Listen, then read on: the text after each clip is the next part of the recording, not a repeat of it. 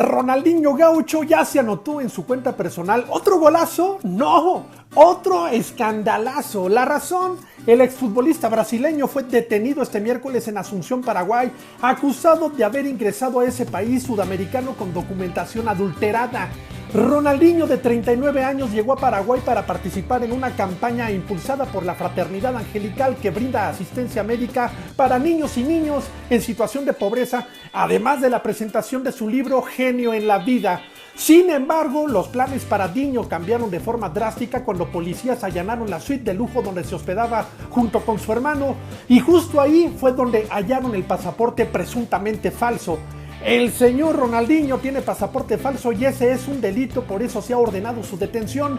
Así lo confirmó Euclides Acevedo, ministro del Interior de Paraguay, en entrevista con una radiodifusora local. A lo largo de su carrera, el exjugador del Barcelona ha estado involucrado en varios escándalos, entre ellos algunas polémicas fiestas con modelos pagadas incluidas y una que otra huida en la cajuela de un automóvil.